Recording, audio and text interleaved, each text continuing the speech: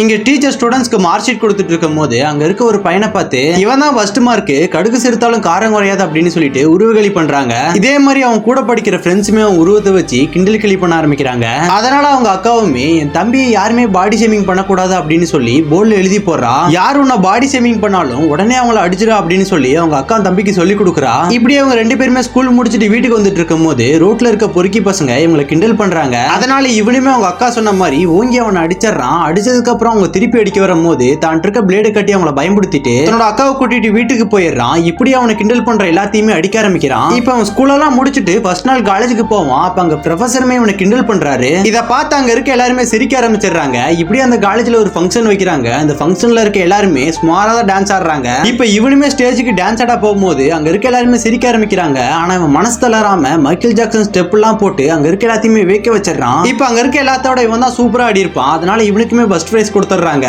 இப்படியே ஜாலியா போயிட்டு இருக்கும் போது திடீர்னு ஒரு நாள் காலேஜ் லீவ் விட்டுறாங்க. என்னன்னு பார்த்தா இவனுக்கு வேண்டிய ஒருத்தர் இறந்து போயிடுறாரு. அதனால இவனுமே அவர் எப்படி இறந்து போயிட்டார் அப்படின்னு சொல்லிட்டு விசாரிக்க ஆரம்பிக்கிறான். கொஞ்சம் கொஞ்சமா ஆதாரத்தை எல்லாத்தையுமே சேர்த்துட்டு கடைசியா போலீஸ் கிட்ட போய் இவன் தான் கொன்னான் அப்படின்னு சொன்னோன்னே போலீஸே வேந்து போயிடுறாங்க. அதனால அந்த குற்றவாளிகளையுமே கைது பண்ணிட்டு இந்த குற்றவாளிகளை கண்டுபிடிக்கிறதுக்கு நெடுமாறங்கிற ஒரு பையன் தான் காரணம் அப்படின்னு சொல்லிட்டு நியூஸ்லயுமே வருது. இதை பார்த்தோன்னா அந்த ஊர் மக்களும் இவனை யார் யார் கிண்டல் பண்ணாங்களோ அவங்க எல்லாருமே இப்ப இவனுக்கு மரியாதை கொடுக்க ஆரம்பிக்கிறாங்க.